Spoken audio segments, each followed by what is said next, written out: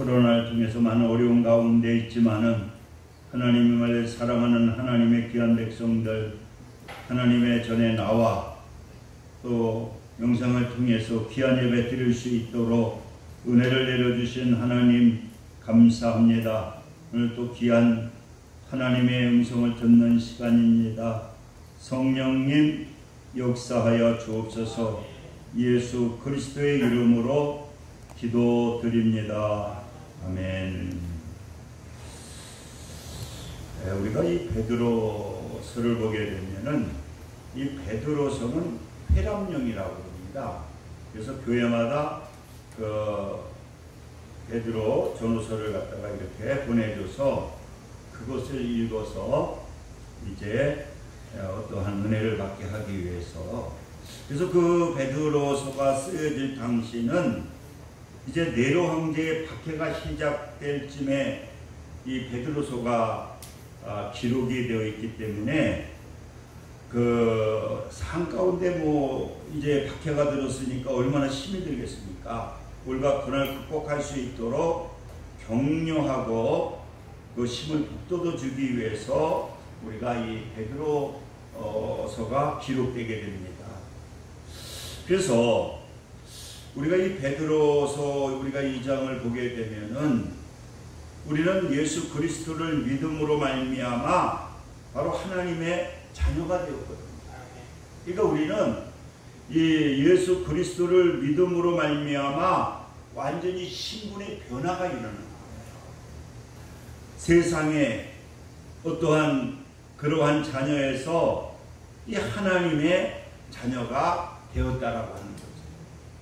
그러니까 우리는 세상의 자녀로 살아갈 때의 삶과 하나님의 자녀로서의 삶이 구별된 삶이, 변화된 삶이 되어야 된다라고 하는 것입니다.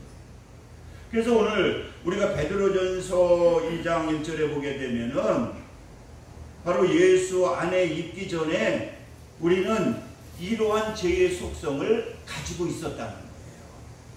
그러면서 무슨 얘기를 하게 되느냐, 이 5가지의 이 속성을 가지고 있었다는 거예요. 죄의 속성을 가지고 있는데 우리가 예수 그리스도를 믿어서 신분이 변화가 됐기 때문에 우리는 이러한 것들을 갖다가 가지고 있으면 안 된다라고 하는 거예요. 그래서 첫째가 뭡니까? 그러므로 모든 악독과, 이 악독이라고 하는 것이 뭐냐? 이 악독이라고 하는 것은 겉으로 보기에는 이게 착한 모습인 것 같은데, 그런데 그 안에 보게 되면은 남을 넘어뜨리려고 하는 그러한 마음을 항상 가지고 있는 그러한 것이 뭐냐고 하면은 이게 악독이라는 거예요. 그러니까 이렇게 볼 때에는 참 착한 것 같은데 항상 그 마음속에서는 상대방을 갖다가 넘어뜨리려고 그 엿보는, 상대방을 엿보는 그러한 것이 바로 악독이라고 하는 것이죠. 그리고 또 뭐냐, 두 번째 보니까 악독과 또 모든 기만. 그래서 이 기만이라고 하는 것은 이 돌로스라고 하는데 의도적으로 이 거짓말을 하는 거. 의도적으로. 우리가 이 베드로가 어떻습니까? 의도적으로 거짓말을 하잖아요. 분명히 예수님과 함께 있었는데 그는 뭐 위급해서 그런 게 아니고 그냥 그 의도적으로 보면은 그 예수님을 부인하게 됩니다. 이 어린아이들도 보면은요, 이게 개성이 있기 때문에 이 어린아이들도 막 이렇게 거짓말 시키는 거 보면은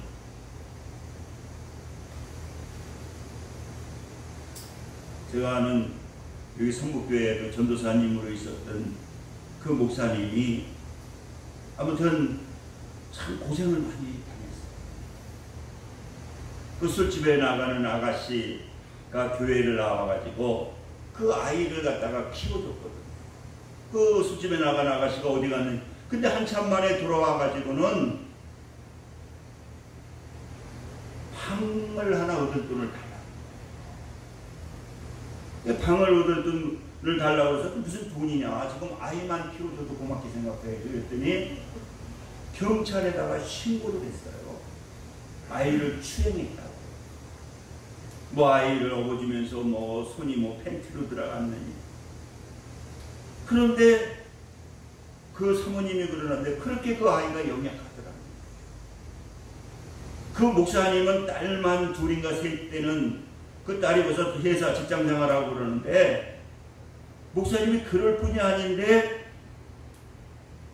그 아이는 그 경찰서에서 엄마가 시키는 대로 그대로 하는 거예요. 그러니까 경찰서에서도 어떻게 어린아이가 거짓말을 시키느냐.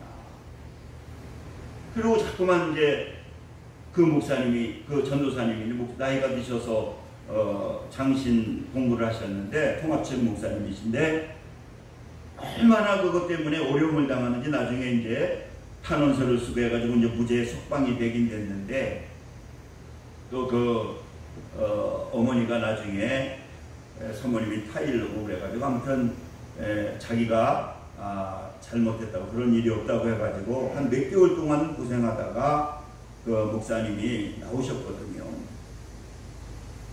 그게 뭐냐고 하면은 이런 죄의 속성 가운데 이러한 기만을 가지고 있다는 거예요. 그리고 세 번째는 뭐냐? 이 외식. 기만, 모든 기만과 외식. 이 외식이라고 하는 것은 그 마스크라고 하는 뜻을 가지고 있거든요. 마스크라고 하는 것은 뭐냐고 하는 것은 이 사실이 아닌 것을 갖다가 진실처럼 말하는 거. 이게 우리 마음속에 죄성 속에 이런 걸 가지고 있고 그 뭐냐면 거짓이라고 하는 거. 거짓말이에요. 사실이 아닌 것을 갖다가 진실처럼 말하는 그 외식하는 그러한 마음을 그 죄성 속에 가지고 있다는 거죠. 그러게 네 번째는 뭐가 있다고 하냐면 바로 시기하는 거. 시기 뭡니까? 시기는 질투하는 거잖아요. 우리 하나님도 질투가 꼭 나쁜 거는 아니거든요. 우리 하나님도 질투하시는, 근데 그 방향이 틀려지게 될 때, 죄성을 가진 방향으로 틀려지게 될 때에 이 질투를 갖다가 통해서 엄청난 그런 결과가 나타나는 거예요. 제가 대학에서 공부하게 될 때에 그 법률을 가르치는 그 교수님이 그 얘기를 하시더라고요. 이 어린아이가 동생이 죽게 됐는데 나중에 보니까 그 형이 그 어린 4살짜리인가 형이 3살짜리를 죽였다는 거예요. 왜 죽였느냐? 자기가 온갖 사랑을 받았는데 이게 동생이 태어나게 되니까, 그리고 자라게 되니까 엄마가 너무 그 아이를 사랑하니까 무슨 생각을 가지느냐? 얘만 죽이게 되면은 내가 사랑을 그 어린 5살의 마음속에, 그래서 나중에 걔를 데리고 그 저으로 가서 그 아이를 죽이게 되거든요. 이게 뭐냐? 바로 질투라고 하는 시기가 죄성 속에 우리가 가지게 된다는 거죠. 그리고 5번째 가지고 있는 죄성이 뭐냐? 이 비방이라고 하는 거. 그러니까 이 비방이라고 하는 것은 상대방의 그 명예를 갖다가 훼손시키는 거, 명예를 훼손하는 거. 우리 마음속에 이렇게 비방하는 그러한 마음을 가지고 있다는 거예요. 그래서 우리가 예수 그리스도를 믿음으로 말미암아 그리스도의 밖에 있을 때에 이러한 마음을 가지게 되는데, 예수 그리스도를 믿음으로 말미암아 우리는 이런 것들을 갖다가 우리가 버려야 된다는 거예요. 그래서 오늘 베드로전서 2장 1절에 보니까 그러므로 모든 악독과 모든 기만과 외식과 시기와 모든 비방하는 말을 버리고. 그리고 우리는 바로 깨달아야 될 것은 뭐냐? 우리가 이제 어떠한 신분을 가지고 있느냐? 우리가 하나님을 믿는 하나님의 자녀들은 어떠한 신분, 내가 누군가에 대해서 바로 깨달아야 된다는 거죠. 첫째로 우리는 누구냐 보니까 우리는 하나님의 자녀로서 신분의 변화가 일어났다는 거예요.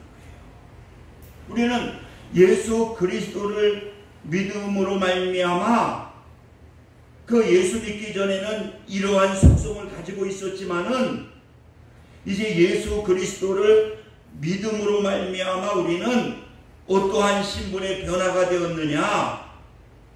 세상의 자녀에서 하나님의 자녀로 우리는 신분이 변화됐다는 거예요. 이게 여러분, 이게 대단한 거거든요.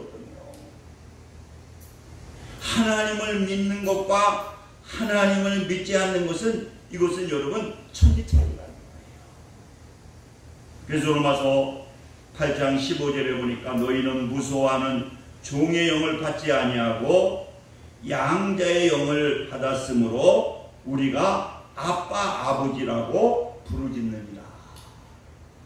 이제는 그 하나님이 어떠한 분이냐? 아빠라고 하는 거예요.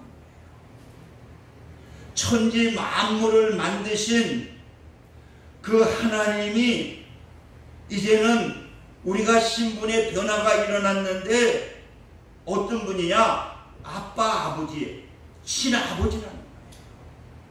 그러니까 우리는 이 세상을 살아가게 될 때에 나는 이제 신의 아들, 하나님의 자녀가 되었다라고 하는 그 하나님의 자녀로서의 권위를 가지고 우리는 살아가야 된다라고 하는 것입니다.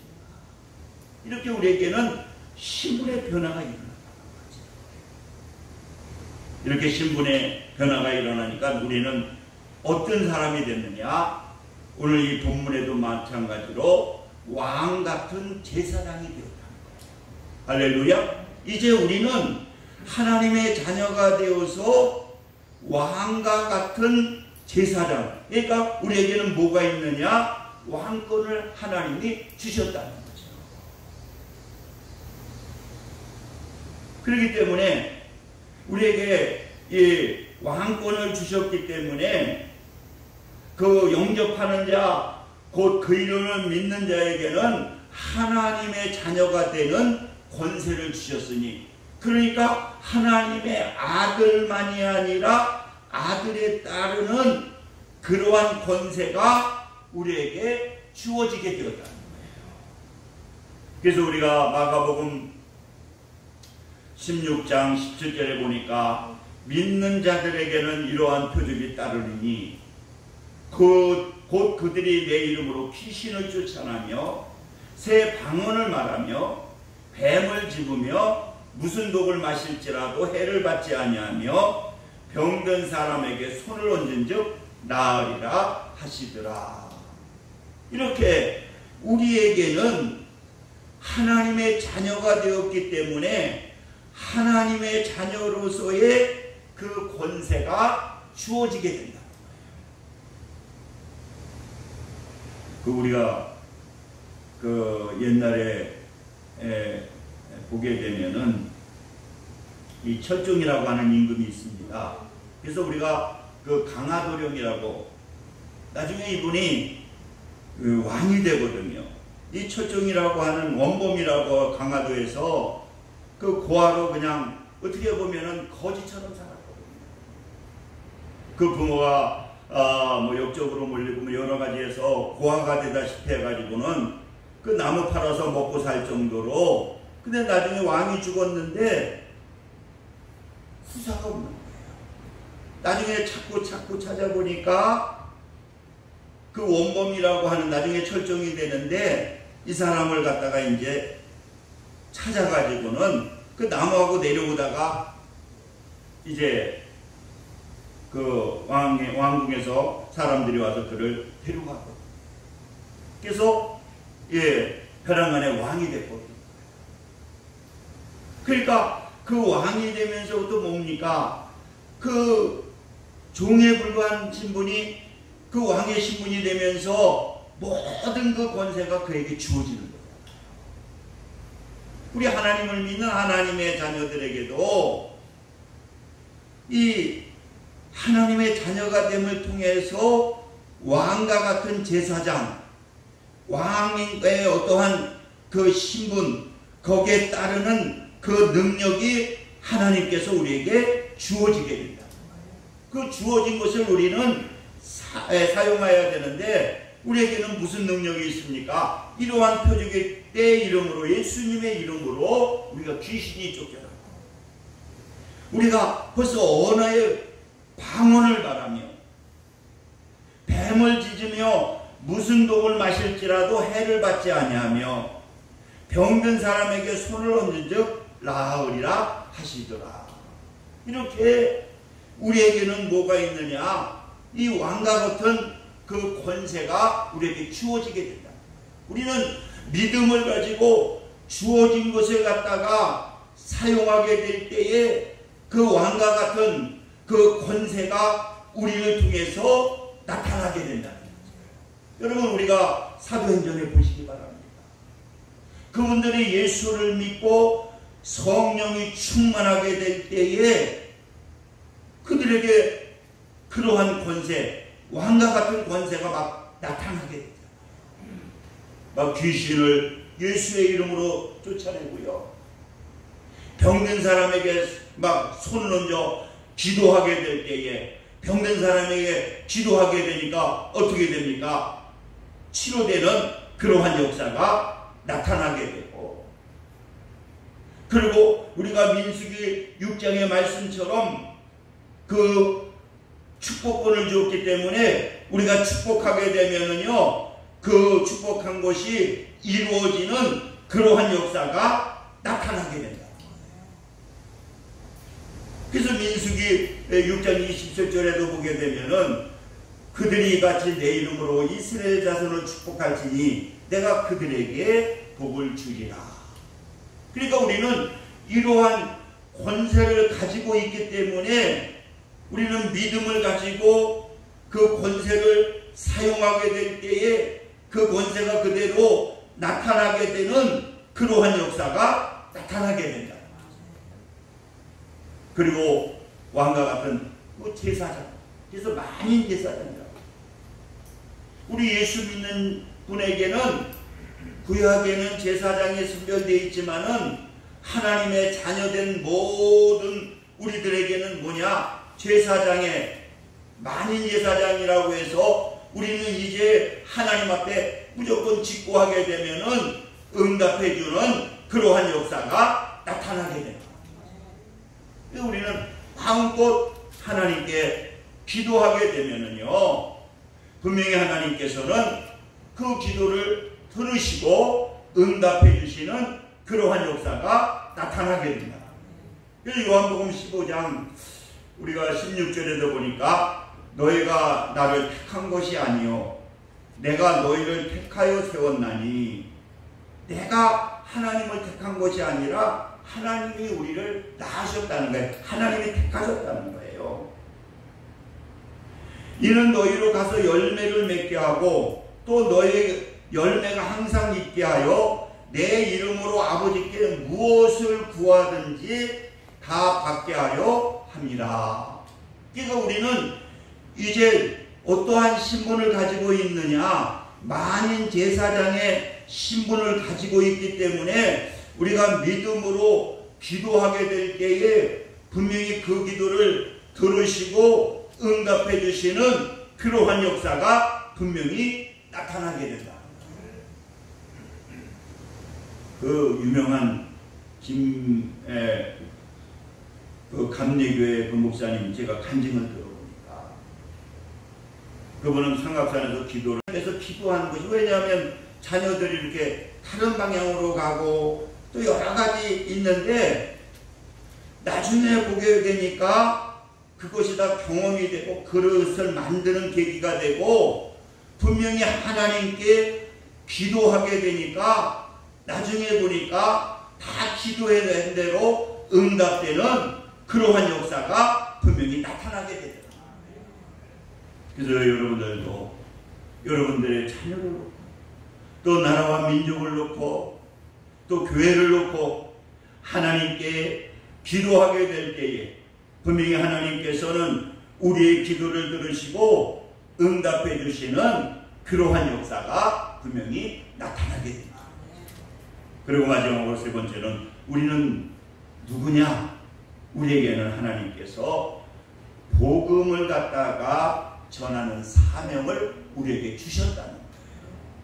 이 미션을 하나님께서 우리에게 주셨다는 거죠. 오늘 본문에도 말씀하고 있잖아요.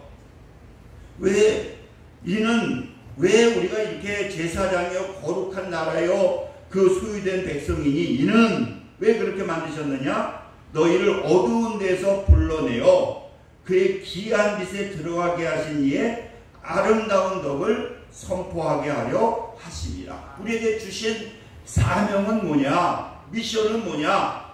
바로 복음을 전하는 그 사명을 하나님께서 우리에게 주셨다는 거예요. 이거는 특정한 사람에게 주신 것이 아니라 하나님의 자녀된 모두에게 이 사명을 주셨다는 거죠. 그래서 마가복음 16장 15절에 보니까 또 이르시되 너희는 온 천하에 다니며 복음을 전파하라. 그리고 마태복음 28장 19절에 보니까 너희는 가서 모든 민족을 제자로 삼아 아버지와 아들과 성령의 이름으로 세례를 베풀고, 그러면서 20절에 보니까 내가 세상 끝날까지 너희와 항상 함께 있으리라. 우리가 복음을 전하게 될 때에 그 사명을 완수하게 될 때에 하나님께서는 함께 해주시는 그러한 축복을 주신다는 거예요. 제가 그 기독교 방송에서 주원 집사인가요? 그분이 진행하는 그 새롭게 하소서를 보니까 어떤 분이 나오느냐고 하면은 이분은 신장이 다 망가져 가지고 이제는 투석도 안 되고 이제 죽어야 되는데 까마 하나님께 기도를 한 것 같아요. 하나님 살려주시면 제가 복음 전하는 사명을 다 감당하겠다. 그래가지고 아무튼 그 아들이 이제 그 신장을 공유해준 28살 먹은 뭐 유명한 그 인류대학교 영문과를 나와서 지금 신학을 하고 있더라고. 고대인가 뭐 연대 나와서 영문학과 나와가지고 신학을 하고 있는데 그 아들이 이제 신장을 하나 공유해 주셔가지고 이제 아버지가 이제 살아나게 됐는데, 근데 뭐 거기는 부인 되시는 집사님과 권사도 이제 직장 생활하고 자녀들도 다 다녀서 이제 아버지는 그냥 집에서 쉬어라. 성경이나 읽고 집에서 쉬어라. 그랬는데 자기는 무슨 기도를 했느냐? 내가 살려주시면 이 복음을 전하는 사명을 감당해야 된다. 그래가지고 자기는 가방에다 잔뜩 뭐 이렇게 전도제하고 그 다음에 이제 전도용품을 넣고 계속 그렇게 돌렸다는 거예요. 그러다가 더 기도해 보니까 그것만 하는 게 아니라 차라리 이 택시를 하는 게 좋겠다. 다 반대했는데 자기는 그 택시를 통해서 복음을 전해야 되겠다. 그래서 이 택시를 타고 이제 택시를 운전하면서 돈도 벌면서 그 타는 분에게 이 복음을 전하는데, 그래서 그 택시에 누가 탔느냐? 이 기독교 방송에 어느 직원이 탔는데 그가 전도하는 것이 너무 감동해서 새롭게 하소서에 좀 나와달라. 그래가지고 이제 아들하고 나왔더라고요. 그런데 이분이 하시는 말씀이 이 복음의 사명을 감당하게 되면은 하나님께서 그렇게 축복을 해주시더라고요. 부채 문제도 해결해 주시고, 자기가 자기는 이렇게 전도하지 않았는데 이 새 생명을 주셔서 이 사명을 감당하게 되니까 하나님이 그렇게 축복을 해주시더라고요. 이 허다못해 어느 정도냐고 하면은 신장을 갖다가 남의 것을 갖다가 집어넣게 되면 계속 거부 반응이 일어나가지고 이 신장은 한 10년 정도밖에 사용이 안 된다. 그것도 약을 엄청 먹어야 된다. 그런데 그 병원에 갔더니 그 아들 신장을 갖다가 해서 그런지 거부 반응이 일어나지 않아요. 그래서 약을 먹을 필요도 없는데, 그래서 아마 10분의 1 정도 되는 것만 그냥 먹으라고 그래가지고 하는데, 거부 반응이 일어나면 10년이고 20년이고 30년이고 죽을 때까지 쓸 수 있다. 근데 자기는 그래, 전도하게 되니까, 복음의 사명을 감당하게 되니까 하나님께서 이렇게 전도하게 되니까 가정도 옛날에는 갈등이 많았는데 행복하게 해주시고, 물질 문제도 해결해 주시고, 건강 문제도 해결해 주시고, 이 복음을 전하니까 하나님께서 그렇게 축복해 주시잖아요. 여러분, 하나님께서는 우리는 우리의 사명은 바로 복음을 전하는 사명을 하나님께서 우리에게 주셨다는 거예요. 그래서 그 사명을 감당하게 될 때에 분명히 하나님께서 함께 해주시고 또 하나님께서 이렇게 축복해 주신다고 하는 사실입니다. 사랑하는 성도 여러분, 바로 우리가 누구인가를 바로 알고 그 권세를 가지고 살아가셔서 승리하시는 저와 여러분 되시기를 주님의 이름으로 축원을 드립니다. 우리 기도합니다. 할렐루야. 아버지 감사합니다. 우리는 하나님의 자녀로서 하나님의 또 자녀로서의 권세를 주시고 또 복음 전할 귀한 사명을 주셨다고 하는 귀한 말씀을 주셨사오니 때를 어떤지 못 얻든지 우리가 그 마음의 자세를 가지고 하나님을 자랑하고 선포하는 귀한 삶이 될 수 있도록 성령님 역사하여 주옵소서. 예수 그리스도의 이름으로 기도드립니다. 아멘. 찬송 216장 들으시면서 주여 예수님을 하겠습니다.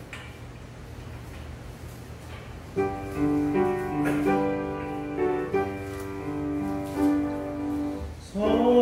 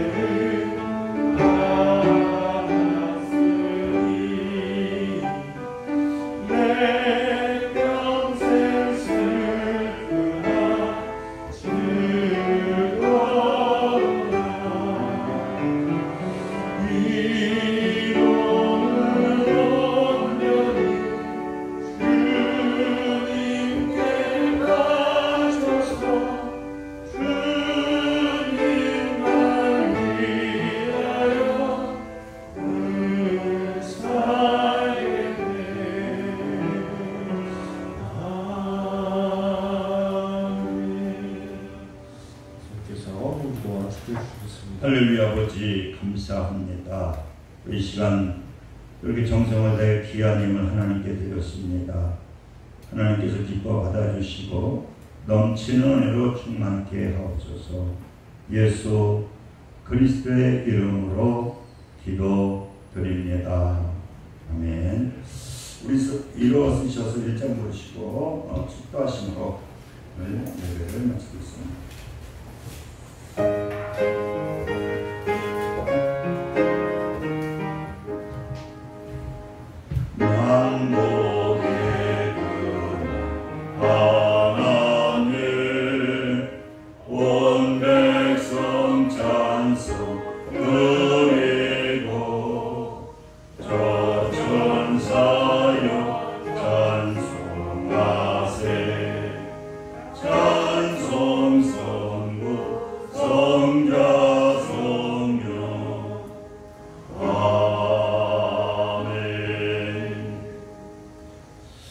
지금 우리 주 예수 그리스도의 은혜와 극진하신 하나님의 사랑하심과 성령님의 내주교통의 역사 충만 감동하심이 오늘 예배를 드리는 믿음의 성도들 위해 지금부터 영원까지 함께 하시기를 간절히 축원하나이다. 아멘.